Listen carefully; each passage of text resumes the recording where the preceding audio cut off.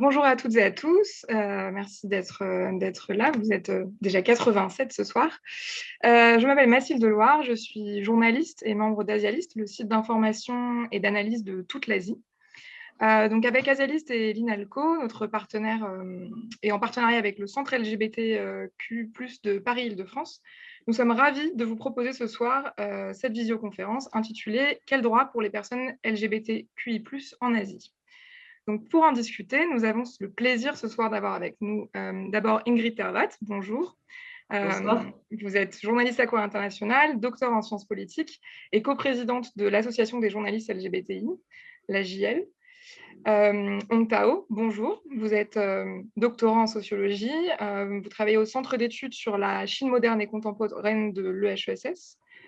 Et Anda Joena Wiradikarta, bonjour également.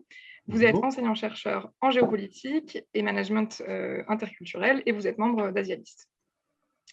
Donc, pour parler concrètement de la situation des personnes LGBTI+ en Asie, nous avons choisi 3 grands pays de la région, donc la Chine, l'Inde et l'Indonésie.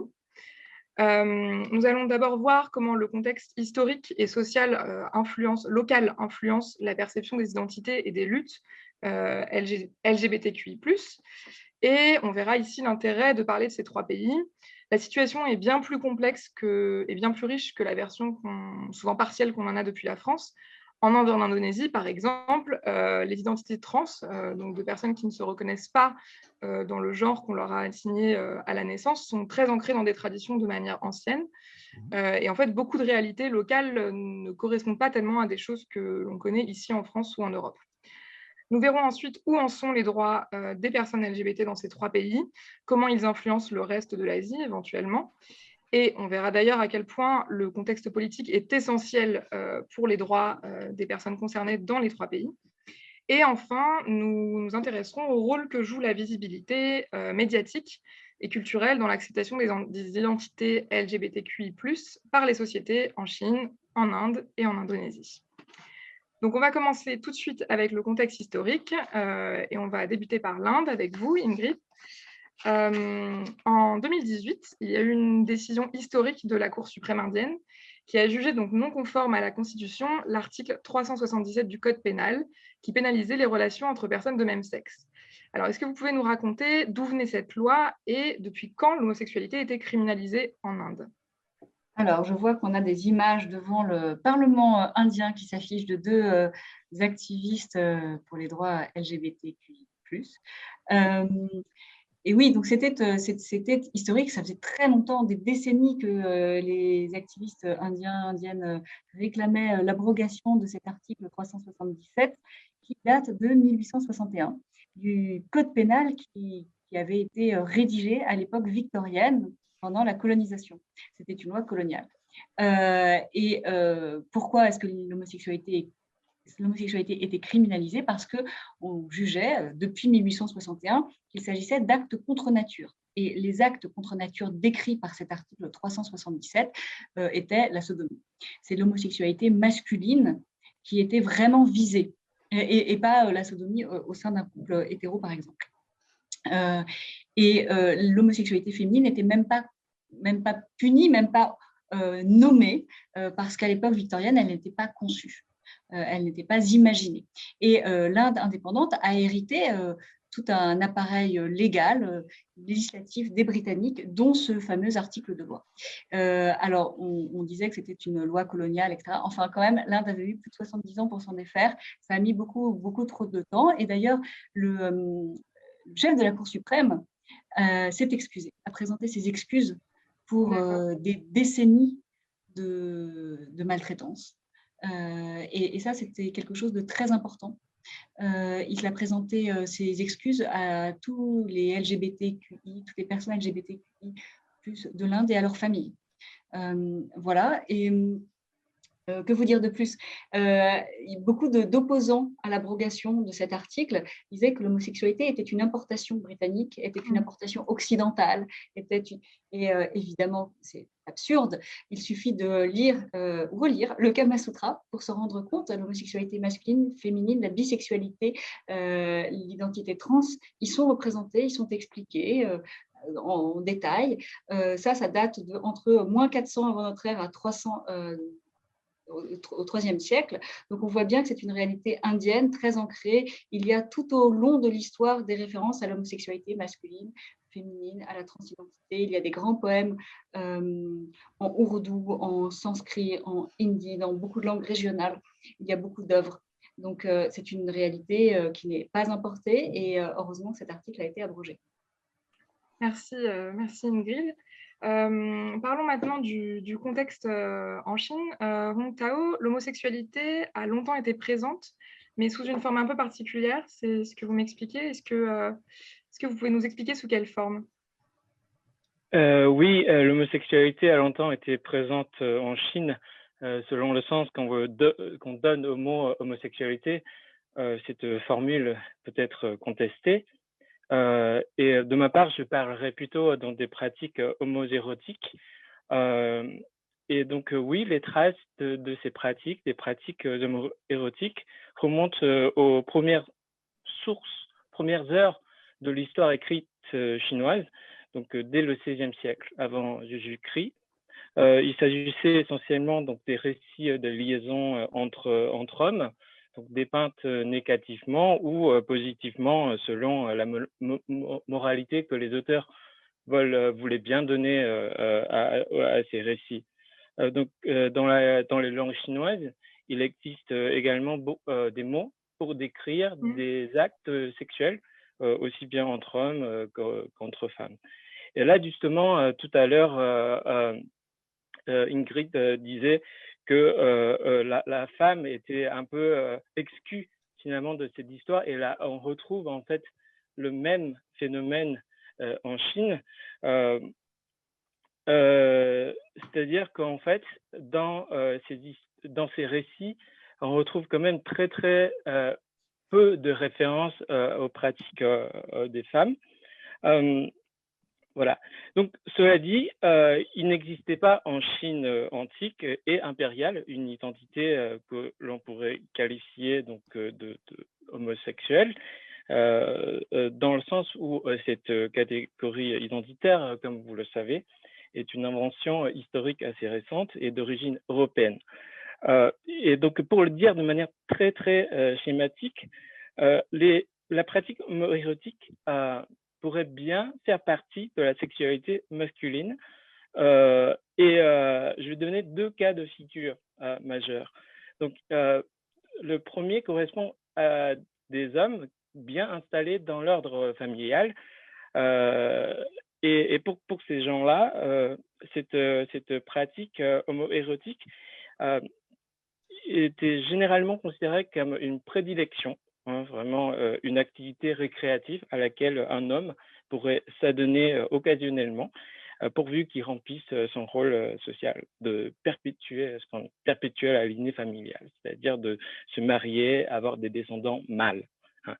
Il existe sans doute une autre catégorie d'hommes qui pourraient avoir des relations homoérotiques. Il s'agit surtout des hommes un peu marginalisés dans la société, en fait, qui sont un peu exclus de cet ordre familial. Donc, pour ces gens-là, voilà, c'était une forme de marginalisation. Et pourquoi? Parce que il faut savoir que la ligne de démarcation en Chine impériale, il ne se situe pas entre homo et hétéro, mais plutôt entre le pénétrant et le pénétré. Être pénétré, c'est de porter un stigma social. Donc voilà. Donc vous pouvez imaginer en fait quand on parle des hommes qui ont un bon statut social, quand ils s'engagent dans ces genres de pratiques, et souvent, au moins ouvertement, ils n'assument jamais le rôle d'être pénétré.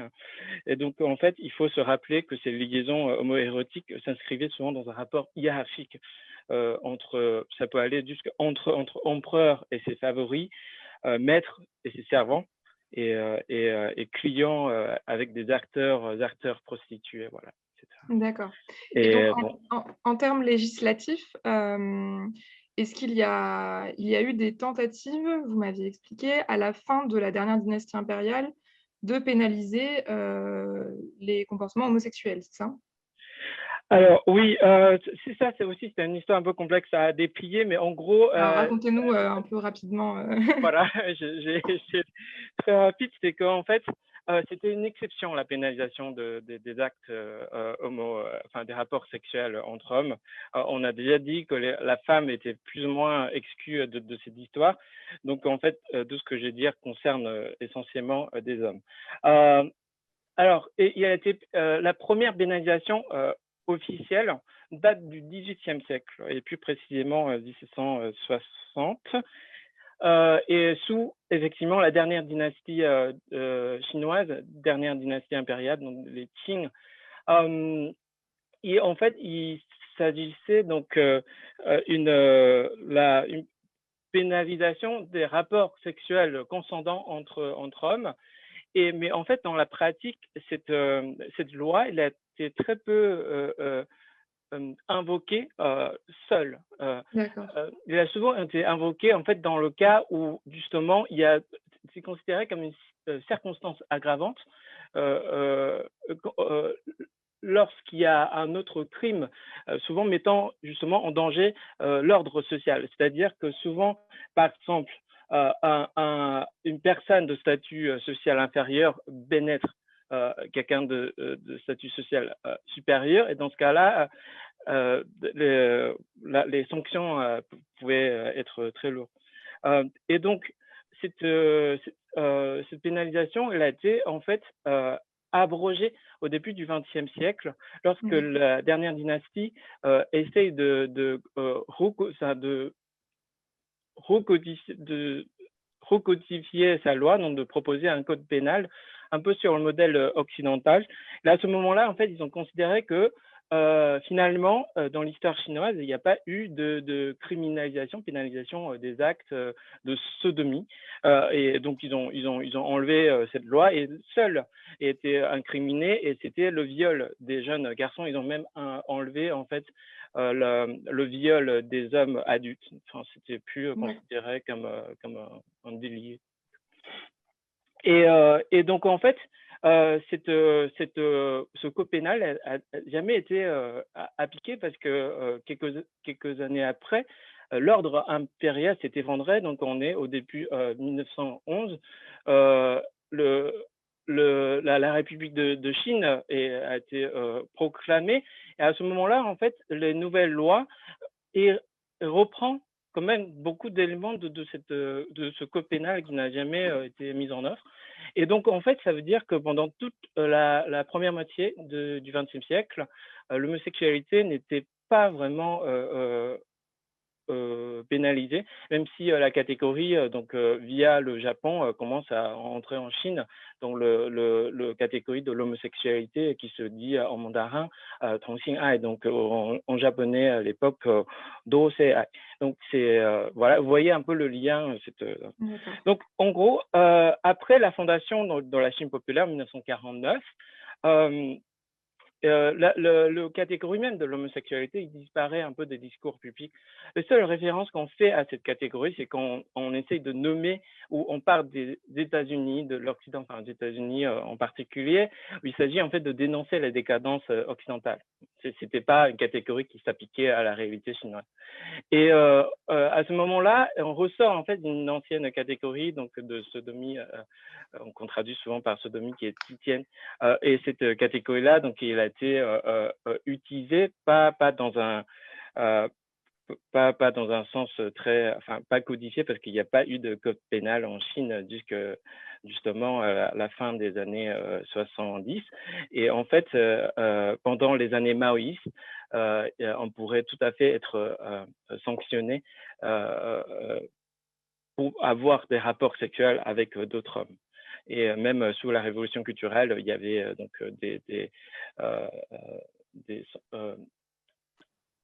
vraiment des peines très lourdes. On demande de s'agenouiller, à porter une espèce de placard gang, une espèce et donc ce qui, en fait, aujourd'hui en Chine, on évoque souvent la date de 1997, 97, pour dire que c'est la débénalisation de l'homosexualité en Chine. ce qui s'est passé, c'est qu'à la fin, au sortir du maoïsme, donc à la fin des années 60, à 1979, il y a, donc, il y a la codification du code pénal en Chine, et à ce moment-là, on a créé une catégorie qui est un peu un calque d'une catégorie pénale soviétique, et qui s'appelle le hooliganisme. Hooliganisme, en fait, ça sanctionne des comportements portant atteint à l'ordre public. Et en fait, c'est très vague. Mais ça ne mentionne pas l'homosexualité, mais souvent, en fait, dans les années 80-90, les hommes, par exemple, dans les lieux publics qui s'engagent dans des activités, enfin des rapports sexuels avec d'autres hommes, peuvent être arrêtés sous prétexte de cette catégorie-là, hooliganisme, et qui subissait en fait des sanctions administratives, c'est-à-dire qu'on va de suite appeler son entreprise pour dire que voilà un tel, et donc en fait à ce moment-là on peut être, on peut perdre, enfin il y a des conséquences assez majeures au travail. On peut perdre aussi sa qualité de membre du Parti communiste, etc. Donc ça faisait peur aux gens Et donc dans les ceci années a été 80-90. abrogé en Oui, 1997.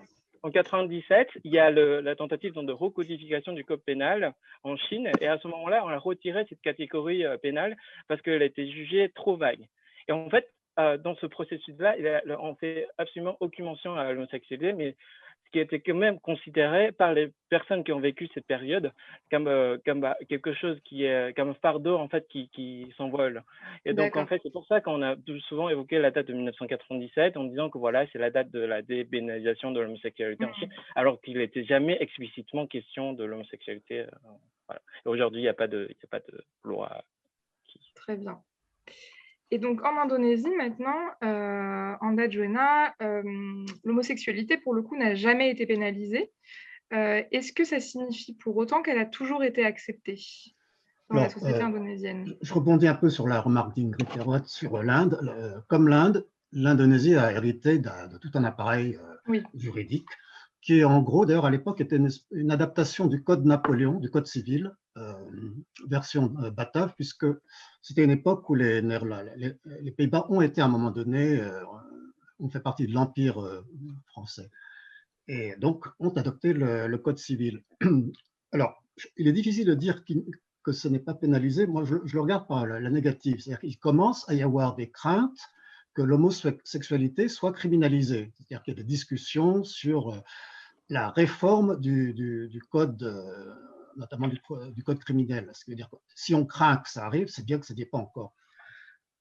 Cela dit, pour ce qui est de l'opinion, en 2013, il y a eu un sondage fait par l'Institut Pew qui a révélé que 93% des Indonésiens refusaient l'homosexualité.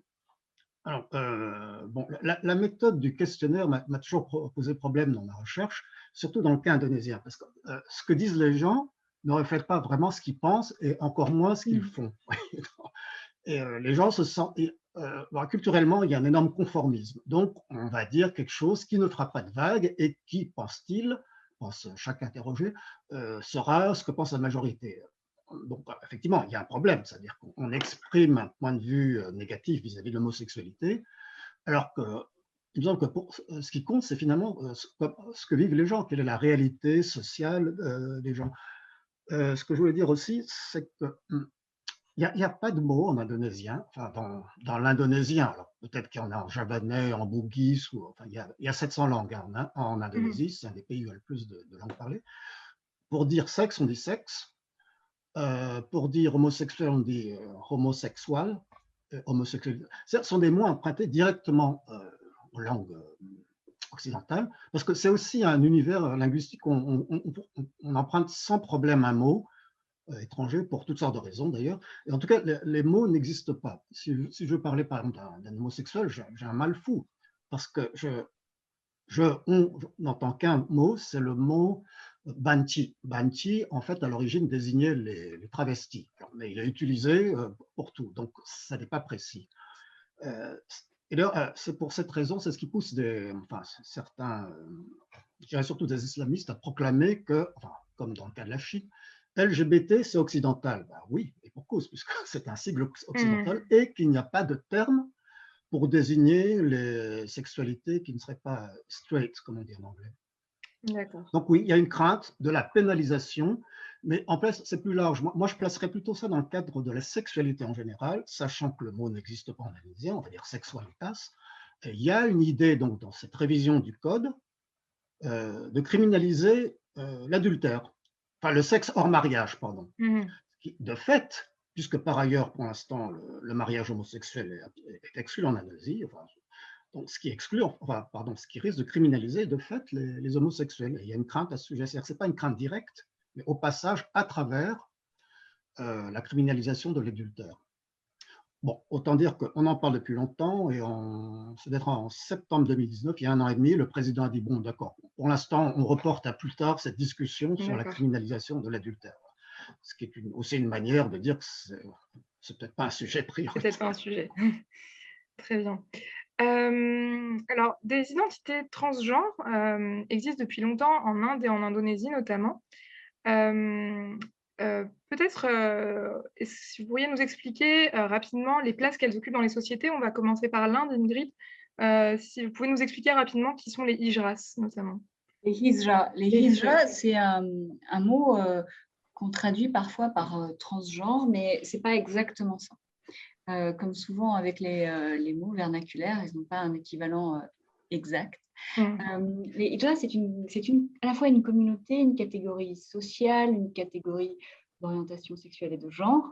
C'est une communauté, les hijras, qui rassemble des personnes trans, en général M2F, donc des femmes trans, aussi des personnes intersexes, et il peut y avoir aussi des personnes homosexuelles. Il y a vraiment une variété de configurations. Là, on en voit à l'écran. Et les hijras occupent une place particulière dans la société et occupent une fonction particulière. Par exemple, les hijras viennent danser aux naissances. Par exemple, elles peuvent apporter la bénédiction, mais aussi la malédiction. Elles sont craintes. On trouve ces communautés hijras dans toute l'Asie du Sud. Les hijras, on les retrouve notamment au Pakistan, au Bangladesh, au Népal, etc. C'est quelque chose de très particulier socialement. Et les hijras se retrouvent de plus en plus, depuis longtemps, marginalisés. On a criminalisé leurs activités. Et les hijras sont souvent des travailleuses du sexe. Elles sont encore plus discriminées en tant que travailleuses du sexe. Donc, elles le sont en tant que travailleuses du sexe, elles le sont aussi en tant que hijra, créant des violences accrues. Les hijras vivent en communauté, vivent ensemble, et en général, elles ont une gourou, une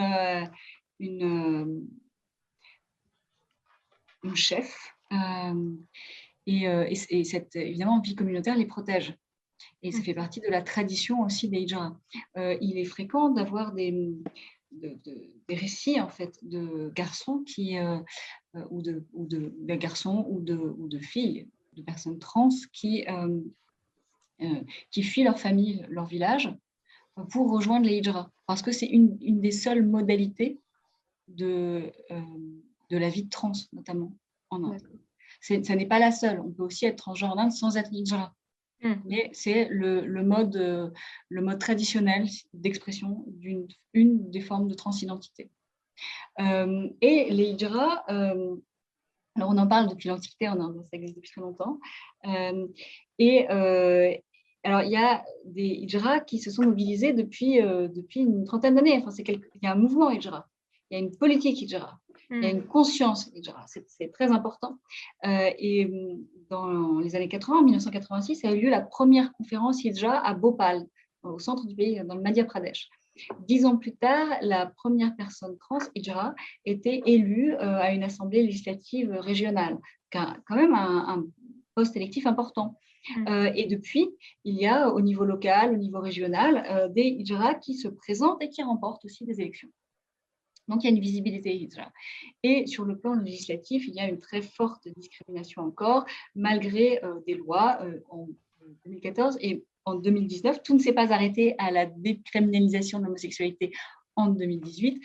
Donc, en 2019, il y a une nouvelle loi qui concerne les personnes trans, avec le mot trans écrit dans la loi et pas seulement hijra. Mais cette loi est jugée totalement inadéquate et contraire aux aspirations des hijras et des trans en Inde, notamment sur la définition, l'autodéfinition, la nécessité de passer devant une commission pour faire accepter son genre choisi, la nécessité d'avoir recours à des chirurgies, des opérations, pour voir son genre reconnu. Voilà. Il y a tout de même une prise en compte croissante des identités hijra et trans en Inde et une mobilisation toujours plus forte dans un contexte politique, nationaliste et hostile et conservateur, on va même dire carrément réactionnaire. Donc voilà. Et on voit le même mouvement dans le reste de l'Asie du Sud, au Bhoutan, au Népal, au Pakistan. Des lois ont été votées pour reconnaître, comme en Inde, l'existence d'un troisième genre. Donc, on a mis fin à une vision binaire, du moins dans les textes, de la société. Donc, maintenant, on peut se déclarer comme étant du troisième genre. On peut avoir sur son passeport soit la mention trans, soit troisième genre. D'accord. Et Anda, en Indonésie, la société des Bugis sur l'île de Celebes reconnaît au moins 4 genres, justement. Est-ce que vous pouvez nous résumer rapidement qui sont les Kalalei et les Kalabei? J'espère que je le prononce bien. Je vais essayer d'être concis. D'abord, il y a, d'après les recensements officiels, plus de 1000 groupes ethniques enregistrés en Indonésie, sur la base de l'autodéclaration. Bon, il faut déjà l'expliquer, ce qui veut dire que les Bugis sont un de ces groupes ethniques. C'est un des plus grands après les masses javanaises et soudanaises. C'est-à-dire qu'ils doivent être 3% de la population, 4%, ça ferait quoi, 8 à 10 millions de personnes. On les a remarqués, j'ai remarqué plus exactement que c'est tout récent, c'est-à-dire dans la presse, y compris française, on parle de la société Bugis et de ses 5 genres. En fait, c'est quelque chose qu'a identifié une anthropologue australienne, et elle est allée pour la première fois dans cette région, le sud de Celebes, en 98, et elle a publié un article en 2007 sur ce qu'elle voit comme 5 genres, c'est-à-dire il y a les hommes, les femmes, Alors là, vous me demandez la différence entre Tchalalai et Tchalabai, je n'arrive pas encore, je n'ai pas trouvé le moyen mnémotechnique pour le distinguer. L'un, Tchalalai, veut dire faux homme, donc un homme qui n'est pas un homme en fait. Ça peut être l'inverse, et Tchalabai, c'est une femme qui n'est pas une femme, alors bon, c'est le consonne près. Et pour Charine, il y a un 5e genre qui sont, donc on voit sur la photo, des prêtres rituels qu'on appelle les bissous. Il y en a de moins en moins, mais il y en a encore. Il y a une quinzaine d'années, Robert Wilson a fait un très beau spectacle sur une tradition bugis, sur un héros mythique bugis, qui était conté par un bissou, ce prêtre rituel. Alors, est-ce qu'il est transgenre? Oui. Enfin, c'est lié au rite de fertilité et à l'idée que la fertilité, c'est féminin. C'est-à-dire que les bissous sont des prêtres, hommes, qui sont là pour régir des rituels de fertilité au moment de semences ou de moissons. Il y en a de moins en moins pour toutes sortes de raisons. Ce n'est pas qu'ils soient spécialement menacés comme tels, ils font partie d'une tradition, donc on les garde. Heureusement, Robert Wilson les a fait connaître par son spectacle il y a une quinzaine d'années, y compris en France. Et cet article de Charine, ou plutôt des articles sont apparus il y a quelque temps sur ce qu'écrit Charine sur les 5 genres. Alors, ce que je veux dire aussi, c'est qu'en fait, c'est sans doute un phénomène plus général. Le plus gros groupe ethnique indonésien, c'est le javanais, 40%, bon, ça fait 100 et quelques millions. Il y a depuis toujours, des traditions dansées, par exemple, c'est-à-dire de danses très féminines exécutées par des hommes. C'est un exemple. Il y a une autre tradition de danse dont le maître est un homme qui, pour avoir l'énergie suffisante, le pouvoir d'exécuter ces danses, a besoin d'avoir un compagnon, un jeune garçon. Donc, il y a différentes... Donc, l'homosexualité, et d'ailleurs les Indonésiens n'arrivent pas à faire la différence, l'homosexualité, le transgenrisme sont des choses qui existent depuis, qui sont dans la tradition. Qui font partie des traditions. D'accord. Alors, on va bientôt passer à la deuxième partie, mais avant ça, on va peut-être prendre une question sur cette première partie. Alors, comment? Alors, la première question, peut-être, ce serait pour vous, Tao. On a une participante qui nous demande s'il existe des thérapies de conversion en Chine.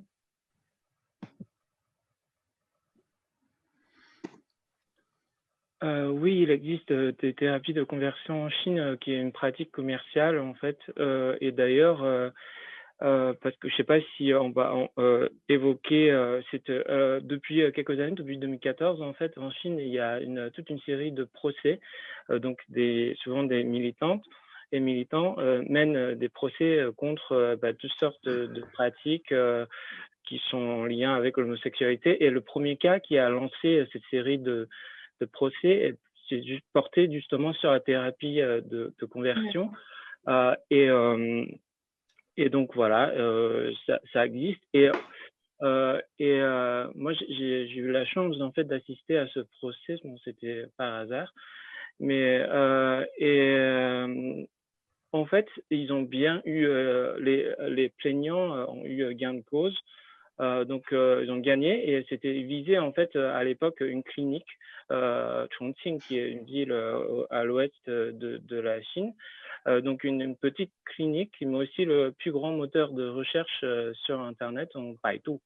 En fait, donc, la Cour a donné raison aux plaignants, mais donc la clinique a été condamnée à s'excuser, mais aussi à arrêter la pratique. Et sauf qu'en fait, on se rend compte qu'ils ont juste changé de siège, enfin, ils ont changé juste, ils continuent à pratiquer la même chose. En fait, ça montre la difficulté, en fait, parce qu'il y a un marché pour ça. Et c'est très difficile d'éradiquer ce genre de choses. Mais c'était en fait les personnes qui proposaient ce genre de service ne le faisaient pas par conviction, quoi que ce soit. C'était purement, simplement, vraiment pour Commercial.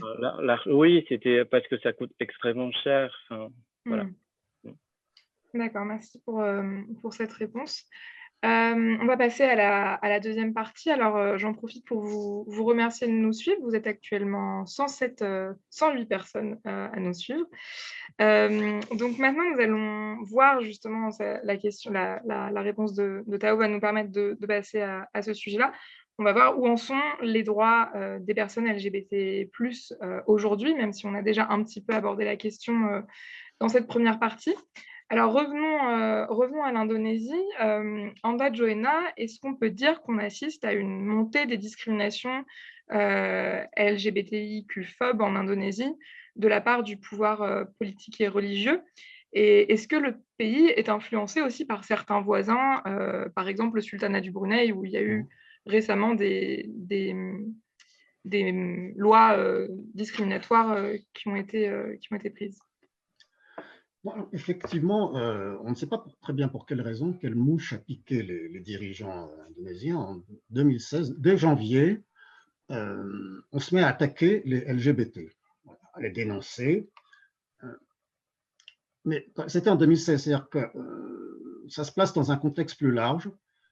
Vous parliez de religion, donc pour l'instant je n'en parlerai pas, mais il y a une espèce il y a d'abord des milieux islamistes qui cherchent toutes les cibles possibles comme victimes de leur intolérance, et par exemple donc ce qu'on appelle les LGBT.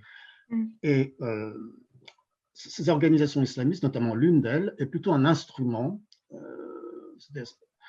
utilisé par certains milieux dans des conflits d'ordre politique. Ce qui ne veut pas dire que ceux qui les utilisent aient les mêmes convictions que ces gens-là. D'ailleurs, ces gens-là eux-mêmes, ces groupes islamistes, la plupart du temps, ne sont pas vraiment des groupes religieux. Ils agissent au nom, d'abord, ils se disent musulmans et agissent au nom de l'islam.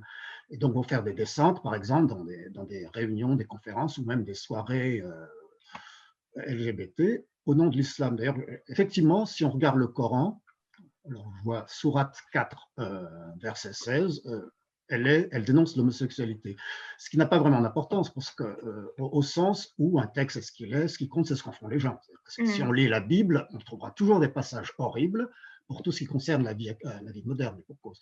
Donc ces gens-là, donc ces islamistes, ont ce pouvoir, c'est qu'ils vont s'en référer au livre, reste à savoir comment réagissent les individus et la société. Donc oui, il y a eu une période où il y a eu du discours homophobe et anti-LGBT en général, et puis quand je disais que ça se passe dans un contexte politique, on n'en parle plus pour l'instant. Mais ça peut revenir dans la mesure où ce n'est pas que la population, même si dans les sondages, elle se dit à 93% contre l'homosexualité, dans la réalité, ce n'est pas ce qui se passe. Je préférerais donner les exemples concrets plus tard, parce qu'on voit que c'est à propos de la visibilité, puisqu'ils sont toujours visibles, c'est que, bon, ils sont là et on les admet. J'aime pas le mot tolérance, mais ils font partie de l'univers des gens, du monde culturel.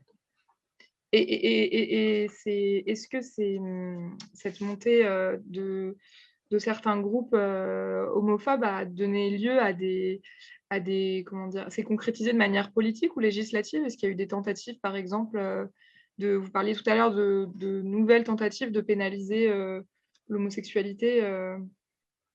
Oui, bon, on entend parler dans les cercles dirigeants de pénaliser, mais en fait, c'est plutôt une crainte des LGBT qu'une criminalisation, par exemple, de l'adultère, de les affecte. Il n'y a pas pour l'instant de discours direct. Alors, pour revenir à ces groupes-là que vous nous montrez, oui, ils sont là.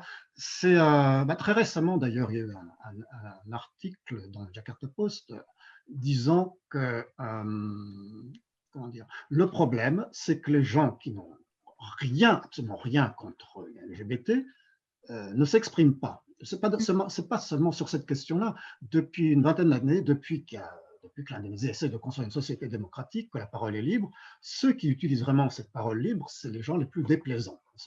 Encore une fois, c'est les islamistes. Je suis désolé pour les musulmans. En Indonésie, on a encore du mal à distinguer musulmans d'islamistes. Ça pose problème. Donc, ces islamistes utilisent cette liberté de parole pour dire ce qu'ils ont envie de dire. Et face à ça, donc qui ne dit mot, en fait, ne consent pas. C'est sans doute quelque chose que je vois comme très culturel, c'est qu'on n'a pas envie d'aller au conflit et aller crier, voilà, nous dénonçons la discrimination de telle ou telle personne. Ce qui est un problème, et c'est ce que dit dans un article récemment publié dans le Post, c'est que le problème, c'est que ceux qui sont hostiles à l'hostilité ne s'expriment pas. L'article dit même carrément, si même seulement 5% des Indonésiens est homophobe, comme c'est eux qui parlent, le monde retiendra que l'Indonésie est homophobe. D'accord. Ingrid Tervat, en termes de droit, qu'est-ce qui a changé en Inde depuis la dépénalisation donc, de 2018 pour les personnes LGBT, pour leur situation, pour leur lutte? Je remets mon micro. Ouais. Alors, pour répondre à votre question, alors, pas grand-chose, et en même temps, beaucoup de choses. Beaucoup de choses, parce que quand on décriminalise l'homosexualité, évidemment, c'est une étape majeure, et c'était le point focal de l'ensemble des luttes des mouvements LGBT depuis des décennies. Donc, ça change beaucoup de choses. Et en même temps, concrètement, pas énorme. Alors, 2018, l'abrogation de l'article 77 et l'année suivante, 2019, la dernière loi sur les personnes trans.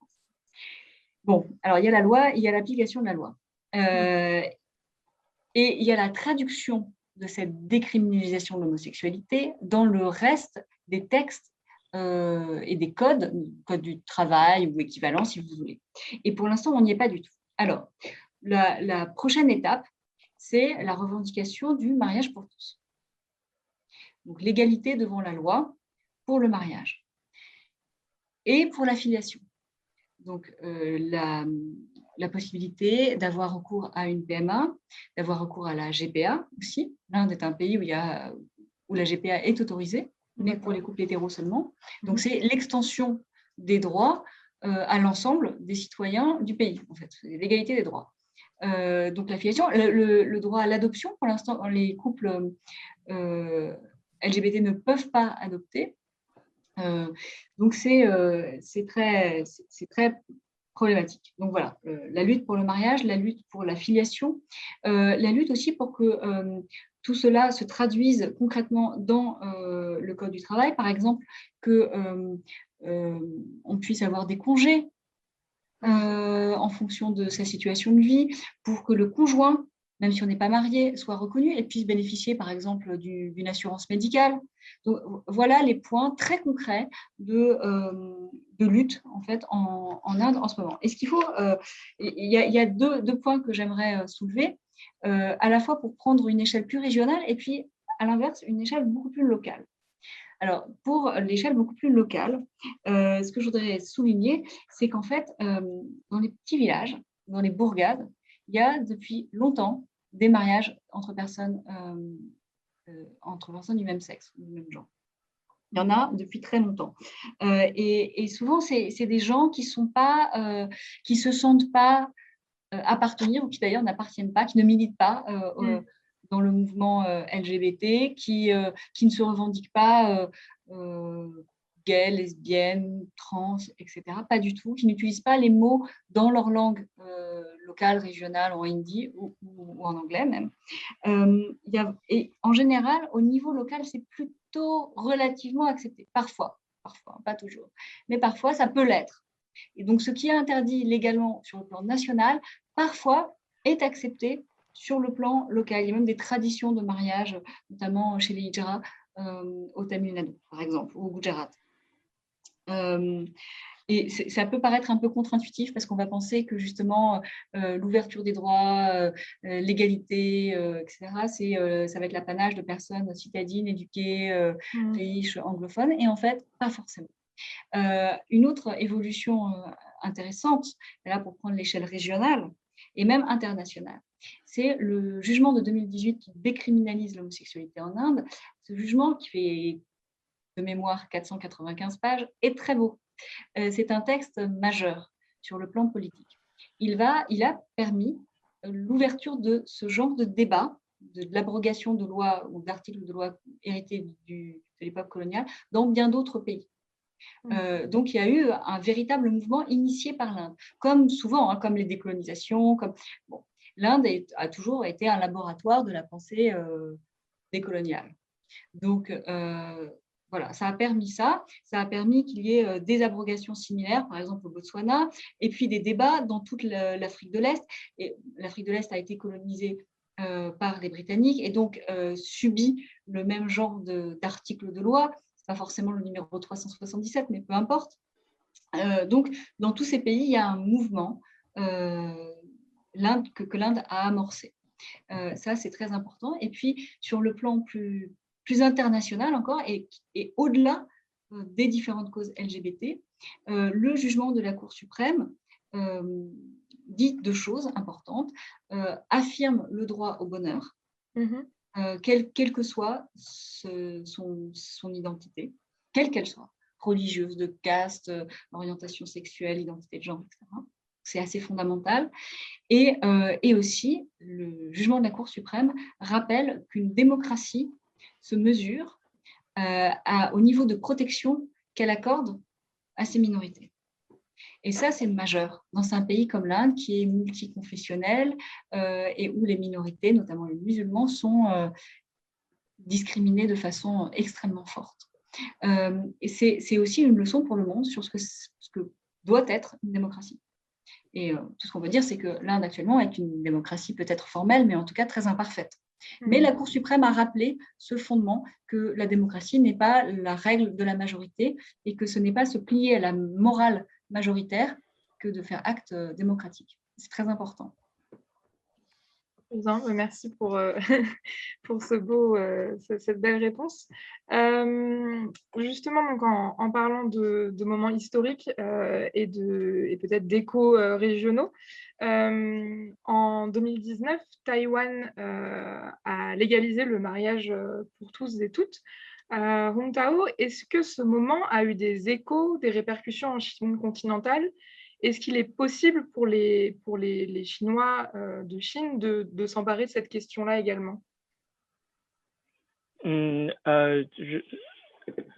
pense que cela représente de toute façon un enfin, je veux dire, ce moment historique évidemment a eu un écho populaire assez grande, notamment sur les réseaux sociaux en Chine.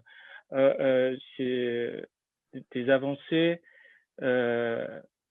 en Asie ou comme le Pax thaïlandais aussi, et comme aussi dans les pays communistes comme Vietnam ou Cuba, ont évidemment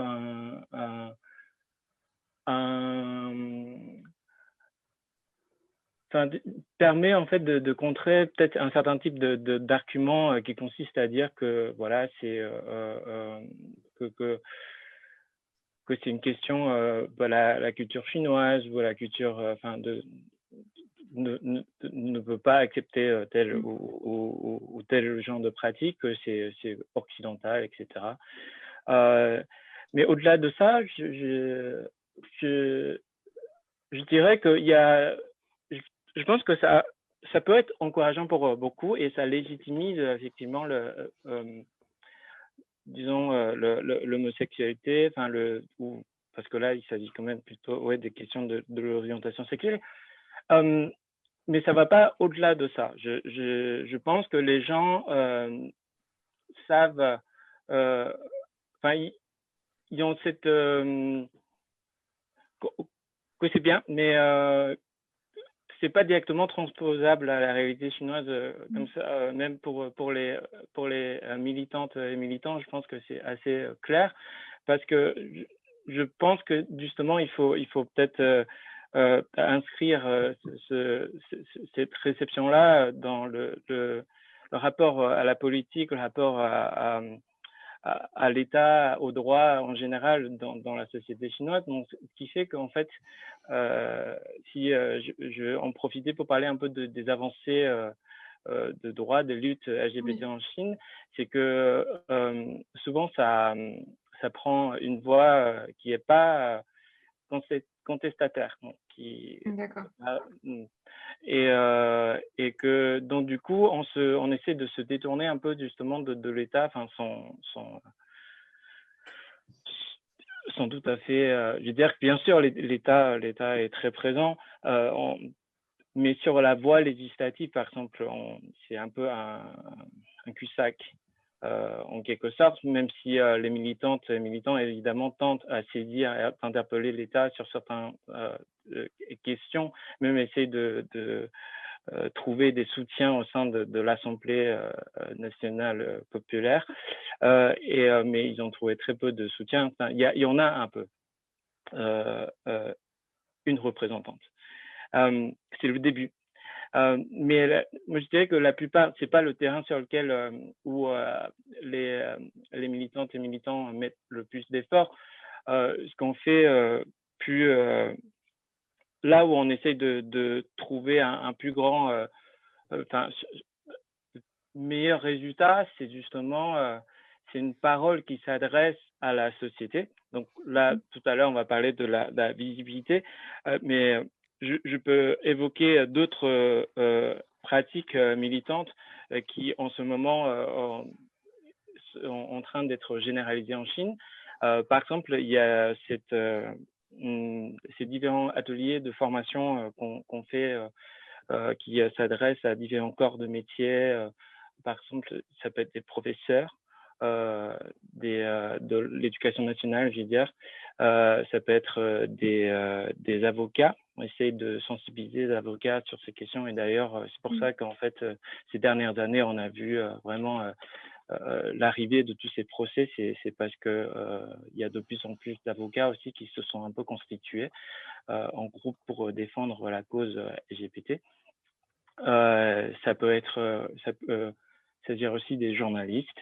On essaie de former des journalistes qui s'intéressent à cette question, qui sont sensibles à cette thématique, de dire, voilà, quand on parle de questions LGBT, comment on peut l'aborder. Donc voilà, il y a donc ces différentes formations.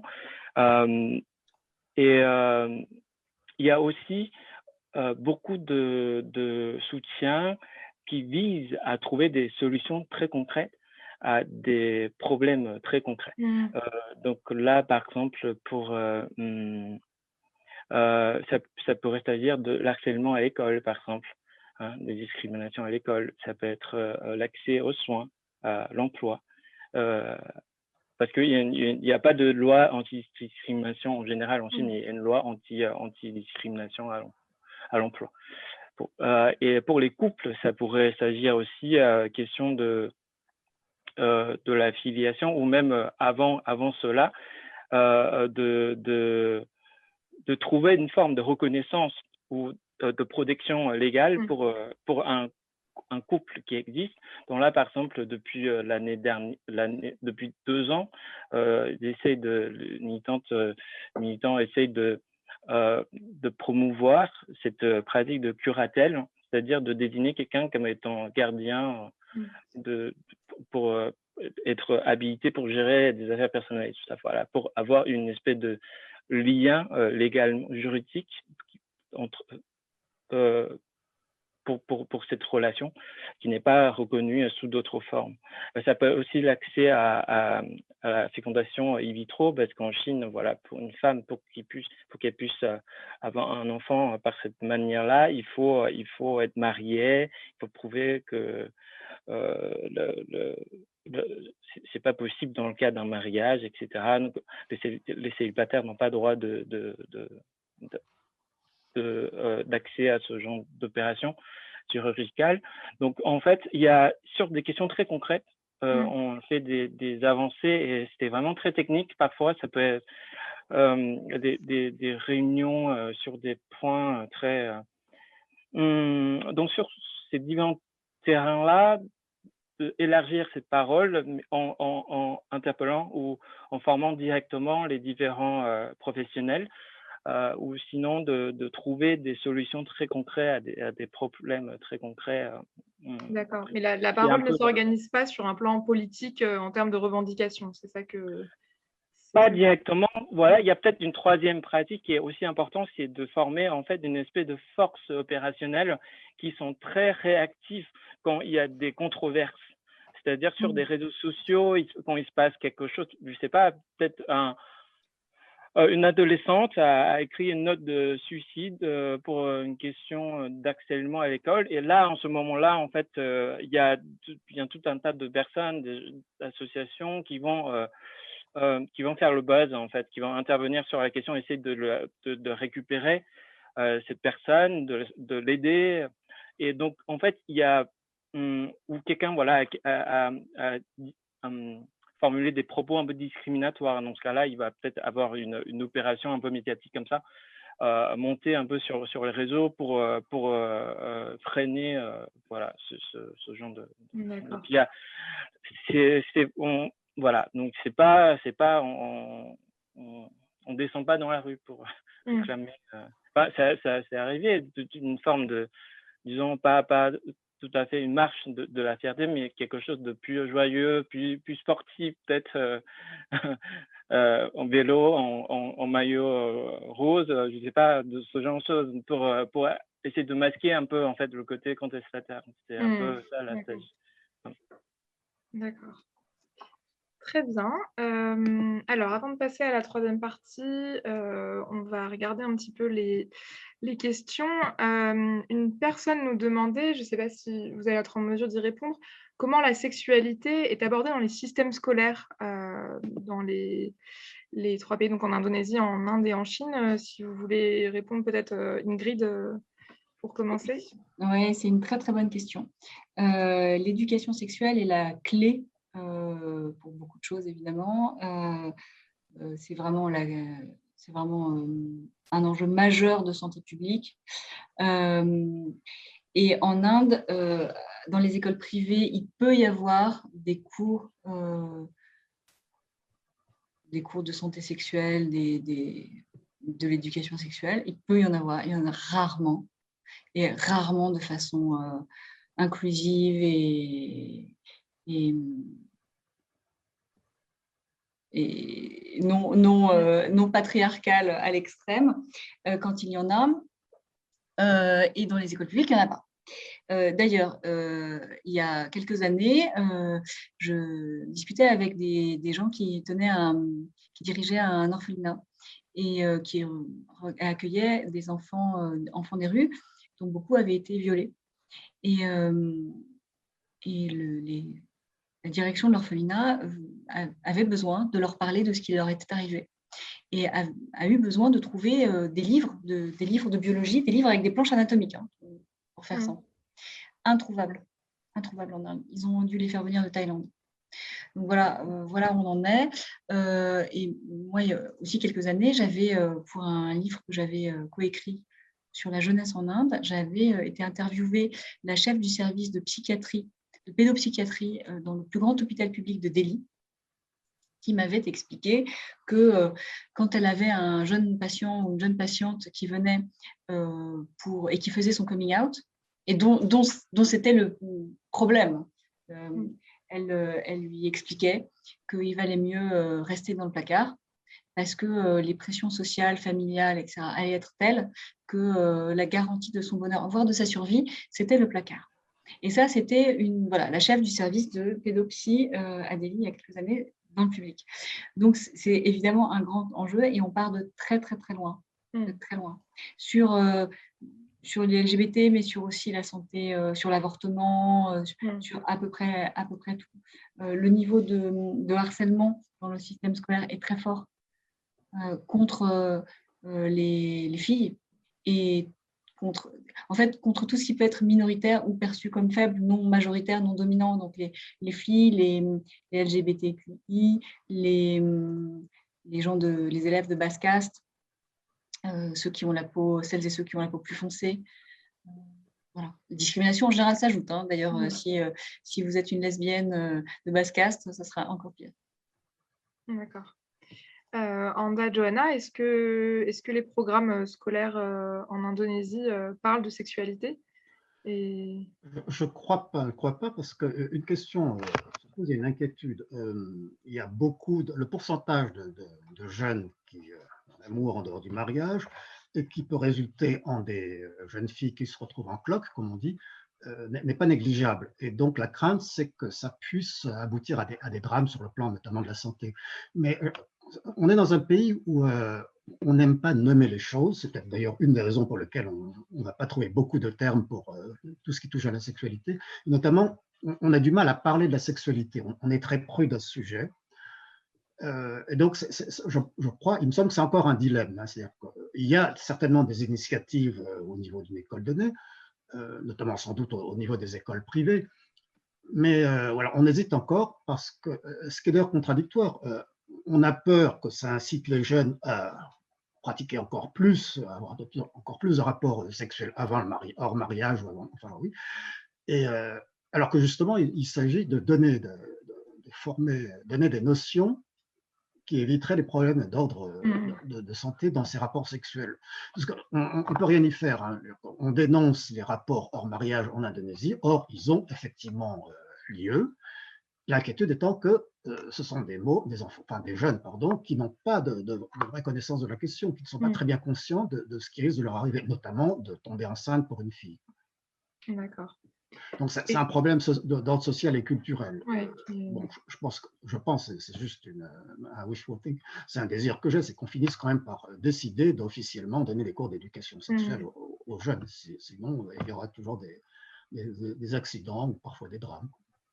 Et qu'en est-il en Chine, Tao?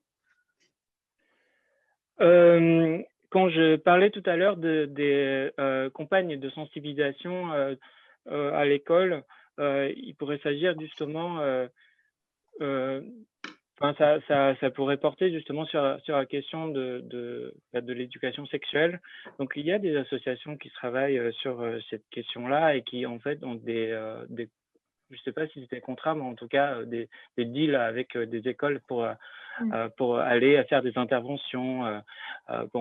Ici, ils sont donc en Chine, ils ne sont pas subventionnés par l'État qu'en France, mais c'est un terrain sur lequel ils essaient d'intervenir activement. Après, l'éducation sexuelle en Chine, en général, je pense que c'est très, très inadéquate. Il y a d'autres associations qui ne sont pas fatalement des associations LGBT, qui essaient aussi d'introduire, de proposer différents manuels pour certaines écoles, notamment des écoles qui sont un peu plus spéciales. Seulement dans ce moins officiel. Il y a eu des controverses justement à un de ces manuels qui a été jugé par certains parents comme étant trop progressiste, ce qui a été retiré. Mais sinon, je pense que c'est pas forcément visible, mais c'est quelque chose qui se fait aujourd'hui pour pallier justement un peu un cadre institutionnel un peu défaillant. D'accord. Très bien. Alors, on va passer à la troisième partie et la dernière partie de cette conférence. Merci toujours d'être avec nous. Vous êtes actuellement en 99. Donc, on va essayer maintenant, on en a un petit peu parlé là déjà, mais de comprendre qui peut être vu en tant que personne LGBTI+. Est-ce qu'on peut se montrer librement en public en tant que tel? Comment les médias participent à cette visibilité? Et on va voir que la pop culture, notamment, joue un rôle dans les 3 pays dont on parle pour cette visibilité. Donc, prenons d'abord l'exemple de la Chine.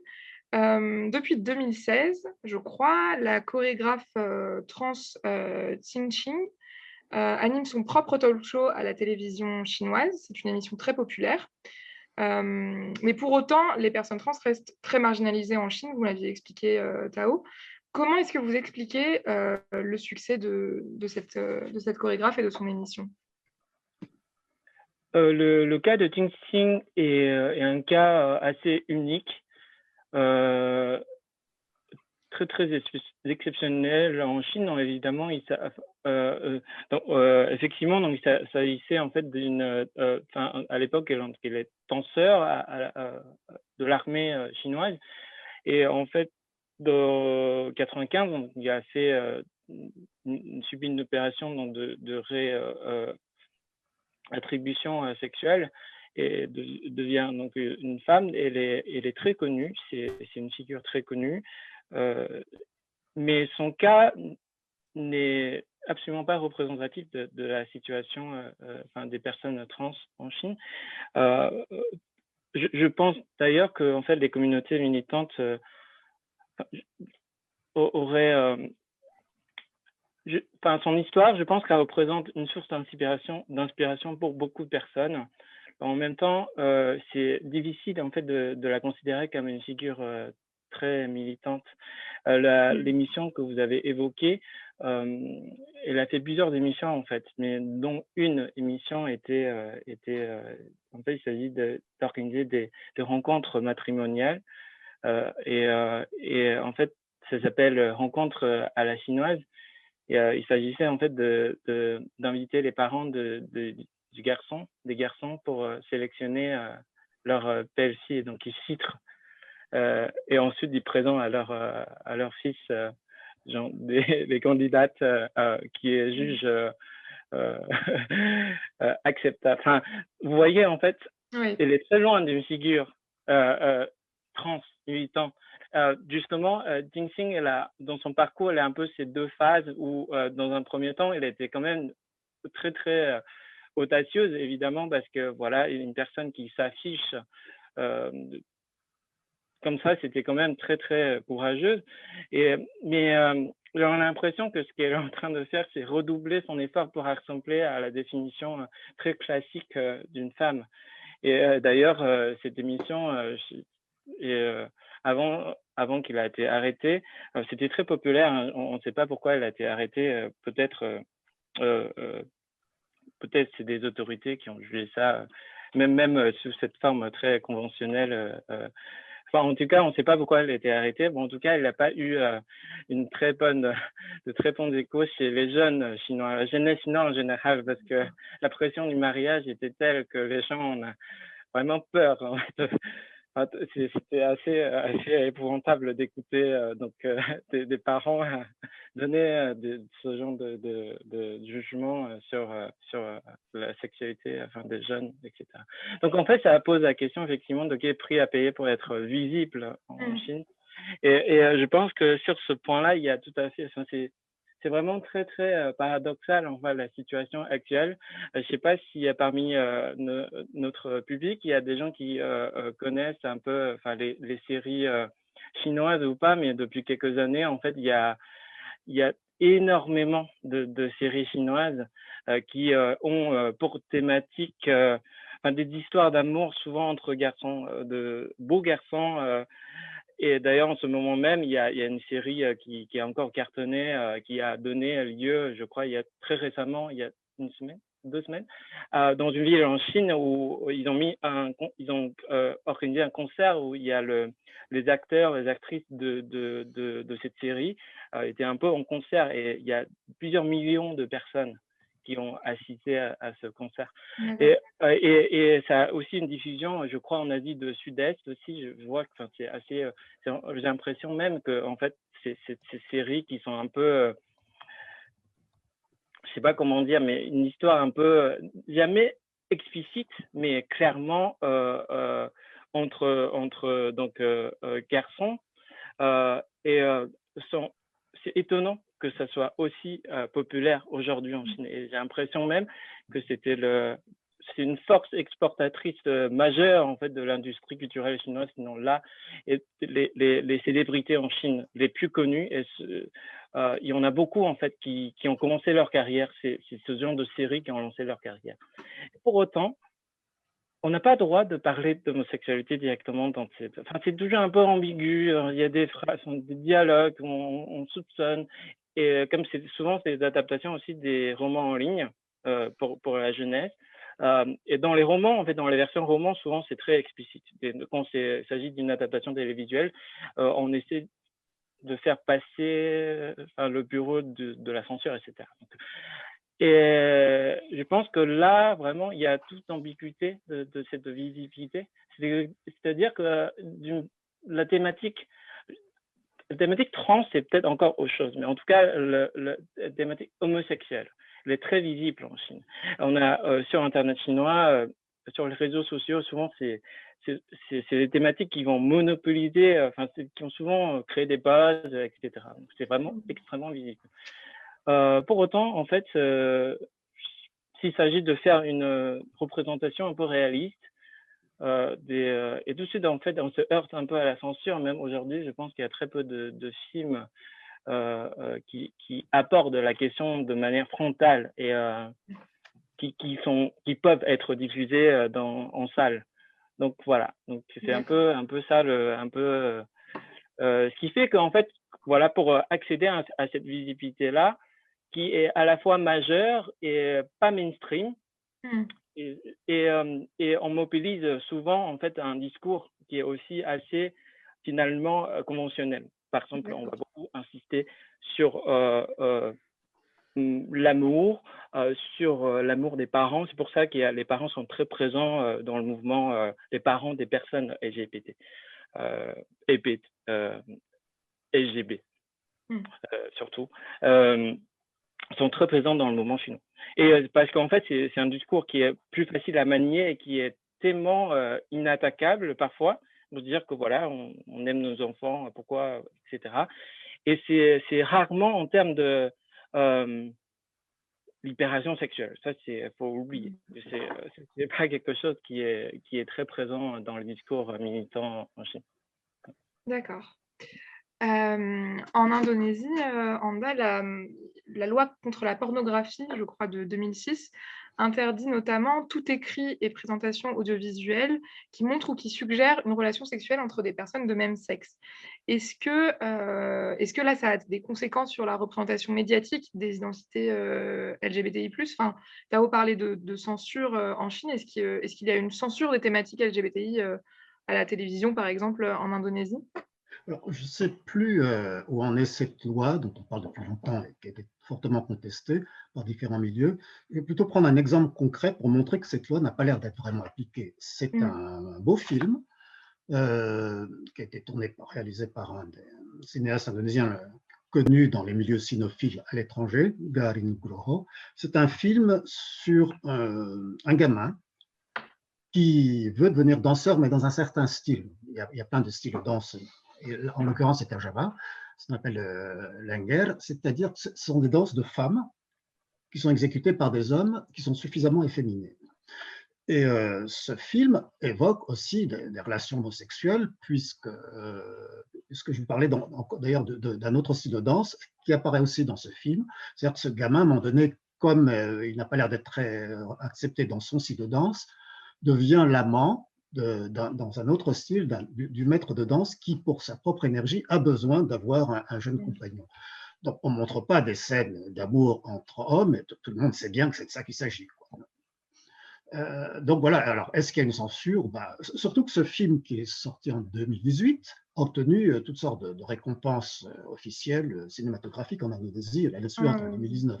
C'est vrai qu'il y a la personnalité de Garin Nugroho, qui est un réalisateur reconnu et respecté en Indonésie.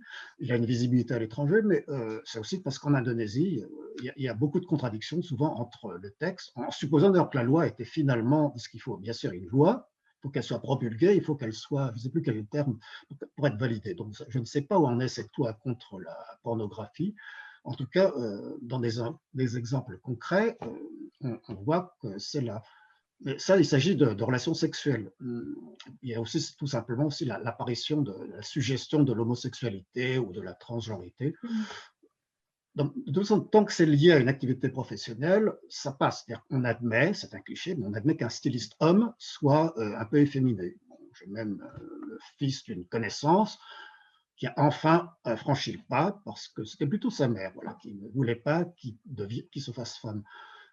Et c'est vrai d'ailleurs dans l'autre sens, à savoir qu'on admet qu'une femme dans certains rôles soit un peu masculine, mais on ne va pas le dire, on le sait. J'ai une cousine lesbienne, c'est même ma femme qui me l'a appris, c'est personnel, mais ça montre qu'une réalité, elle est d'abord humaine et sociale, elle n'est pas dans des textes ou des prescriptions légales sur papier, tant que ces lois, ces textes ne sont pas invoqués pour censurer ou pour condamner.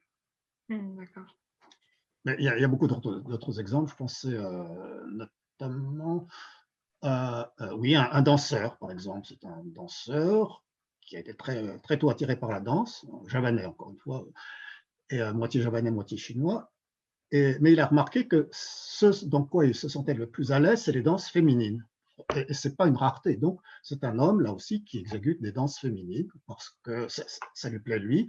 Et il est chorégraphe, donc créateur. Il a créé d'ailleurs des danses assez curieuses. C'est-à-dire qu'on voit un personnage sur scène, c'est lui, à un moment donné, il se retourne. C'est-à-dire qu'il a deux faces.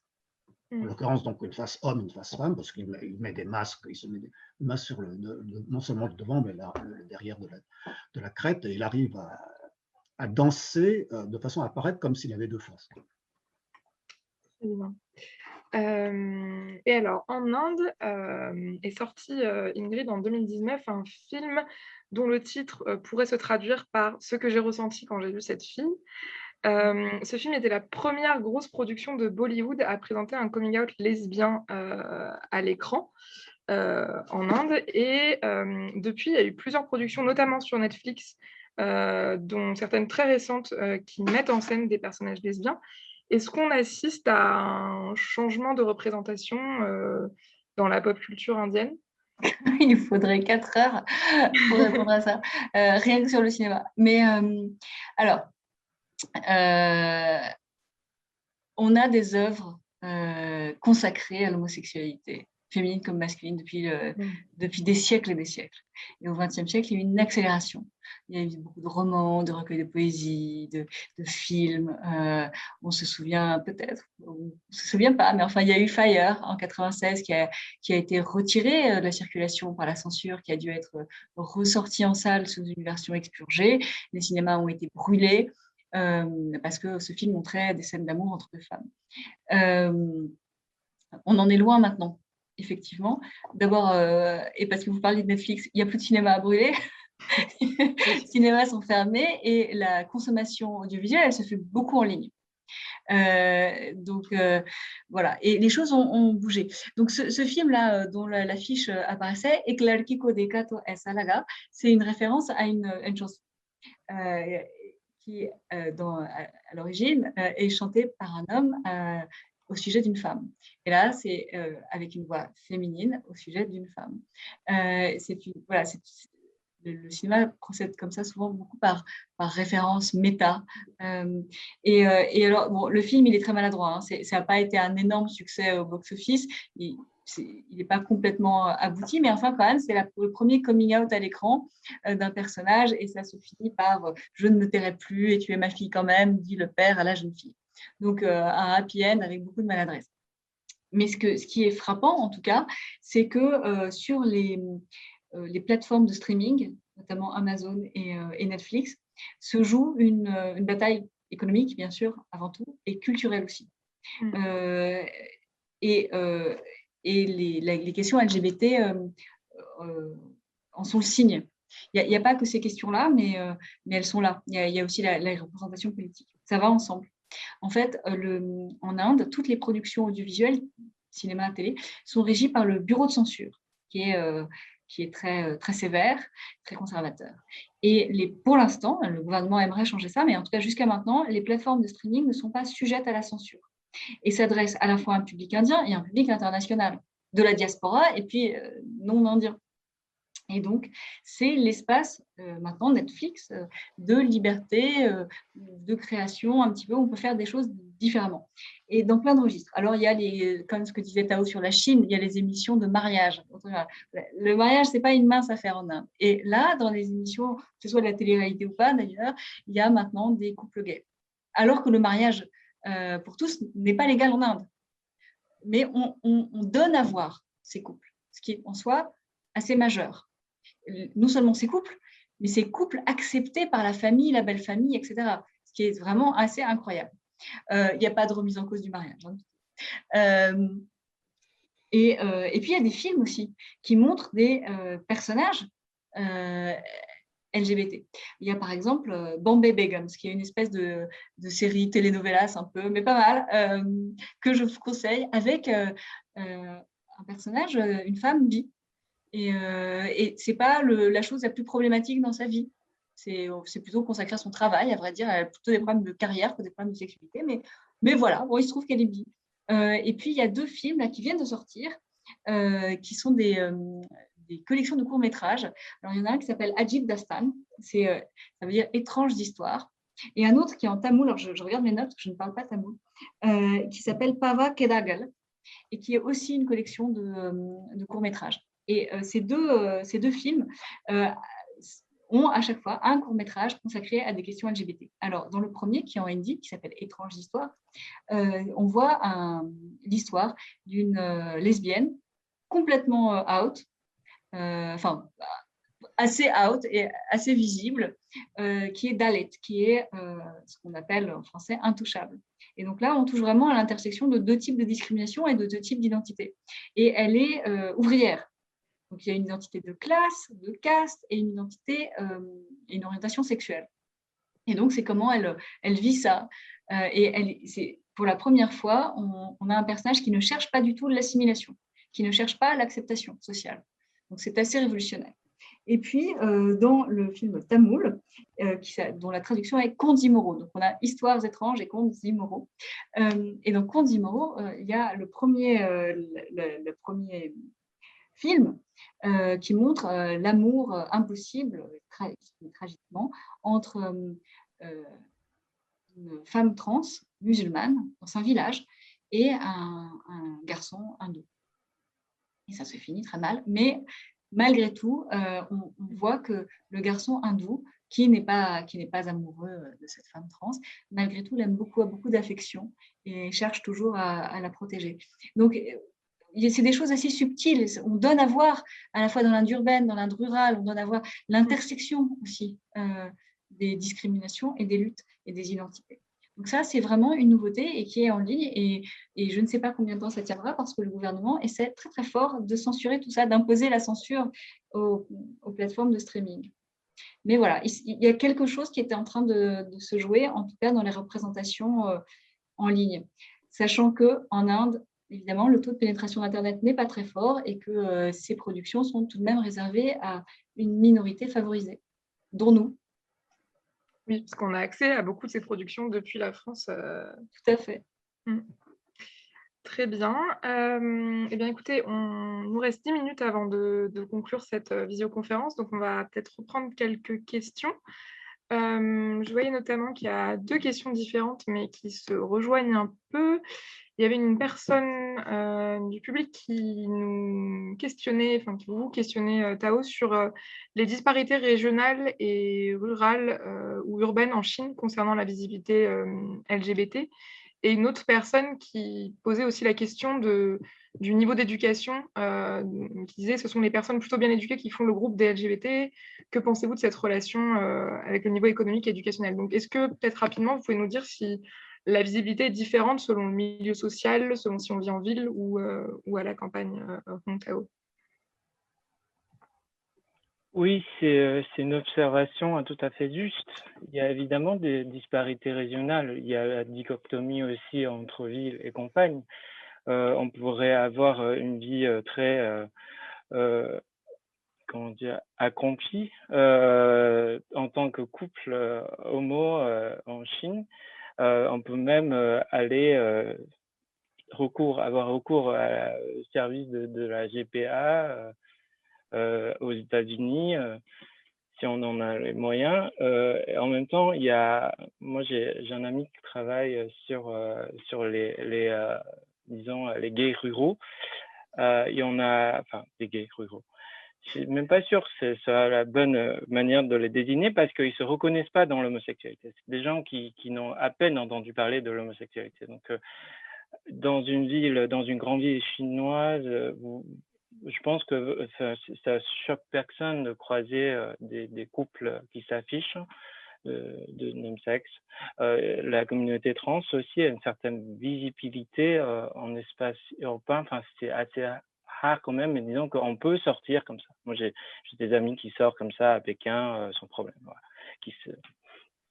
Et donc, la même chose, est-ce que la même chose pourrait être fait dans un autre contexte? Et bah, il me semble que c'est quand même difficile. Je pense que on peut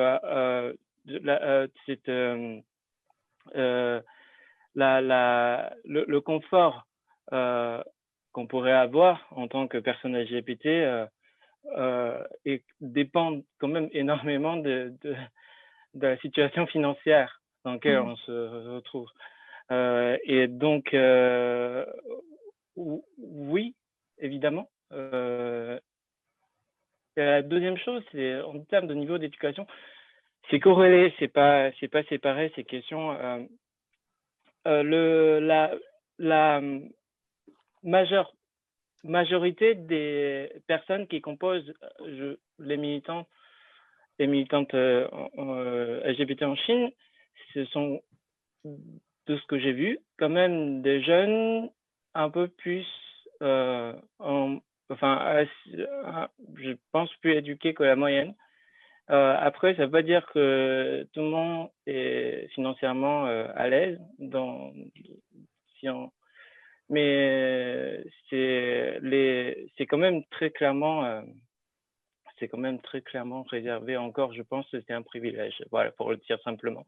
De vivre librement en tant que personne LGBT en Chine, c'est une espèce de privilège. D'accord. Alors, il y a beaucoup de questions, il y en a beaucoup sur la Chine d'ailleurs. Je pense qu'on va avoir le temps d'en prendre une dernière avant de terminer. Alors il y avait quelqu'un qui demandait, je pense Ingrid, que tu étais au sujet des mariages entre personnes de même sexe dans les villages en Inde, dont vous parliez tout à l'heure. Une personne demandait si ces mariages sont civils ou religieux. Les mariages sont religieux parce que l'État ne reconnaît pas les mariages entre personnes de même sexe. Donc voilà, et religieux, les différentes religions de l'Inde ont des approches très différentes, relativement hostiles pour la plupart, mis à part le bouddhisme, mais les autres religions sont plutôt hostiles, même carrément franchement hostiles. Malgré tout, ce sont des mariages religieux célébrés dans des petites communautés par des prêtres. plus bienveillant. Et voilà, il y a vraiment une façon de vivre sa sexualité au niveau local qui peut différer grandement des mouvements politisés, plus conscientisés dans les grandes villes, dans les campus des universités, où évidemment beaucoup de ces réflexions prennent naissance. D'accord. Très bien. Eh bien, écoutez, il va être bientôt 20h, donc je pense qu'on va s'arrêter là. Merci à tous les trois pour ces réponses très, très intéressantes et très détaillées. Malheureusement, je suis désolée pour les personnes qui ont posé des questions, on ne pouvait pas tout prendre. Mais Ingrid, une chose à... Ouais, je vais rajouter un truc, parce que je viens de voir une question alors je vais la reprendre. Le prince Manvendra Singh Gohil est-il un porte-parole en Inde des LGBT? Alors, en fait, j'en profite en dépassant un tout petit peu, mais je vais faire une réponse très courte, parce que j'en ai marre d'entendre tout le temps parler du même Maharaja, et têtu, tout le monde s'y met. Il faut arrêter, en fait. C'est orientalisant, exotisant, et il n'y a pas un porte-parole des LGBT, il n'y a pas une personne, c'est pas parce qu'il est Maharaja que c'est chouette. Voilà, c'est un type qui fait des trucs bien, mais il y en a énormément d'autres. Et puis, on va peut-être interroger aussi des femmes, et pourquoi pas des femmes issues de basse caste. Donc voilà, c'est tout. Non, il n'y a pas de porte-parole. Voilà, j'ai fini. Je vais arrêter. Merci Ingrid. Eh bien, c'est la fin de cette visioconférence, donc sur ces belles paroles. Évidemment, nous n'avons pas tout traité. Il y aurait bien plus à dire au sujet de ce sujet très riche. Mais n'hésitez pas, en attendant, à suivre les travaux d'Asialis là-dessus, ainsi que ceux de nos trois intervenants et intervenantes. Donc, merci beaucoup à elles et eux, donc Ingrid Tervat, Hong Tao et Anja Joena Wiradikar. Excusez-moi, j'ai juste peut-être un petit point à ajouter. C'est qu'en fait, j'ai deux articles que je pourrais conseiller à ceux qui s'intéressent à la question. Un article sur l'histoire et l'autre sur la situation actuelle. Donc, j'enverrai le lien. On pourra les mettre avec le podcast de la table ronde sur Asialist. Super, merci beaucoup. Donc, merci encore à l'INALCO, notre partenaire. Merci à Jean-François Huchet, Ève Dufresne, Mathilde Lacroix et Sonia Lecomte. Merci également au Centre LGBTQI+, de Paris et d'Île-de-France et à Tony Bove. Merci à Baptiste Falévos qui s'occupait de la réalisation et de la modération, et à Cyrielle Cabot qui s'est chargée des réseaux sociaux pour Asialist pendant cette conférence. Donc Asialist et l'INALCO vous donnent rendez-vous le 14 juin prochain pour une nouvelle visioconférence avec l'Institut de recherche sur l'Asie de l'Est, et qui portera sur les Jeux olympiques de Tokyo et leurs enjeux en pleine crise sanitaire. D'ici là, vous pouvez retrouver toutes nos analyses de l'actualité sur le continent asiatique sur notre site asialist.com. Merci à toutes et à tous et bonne soirée. Merci beaucoup. Bonne soirée. Bonne soirée, merci.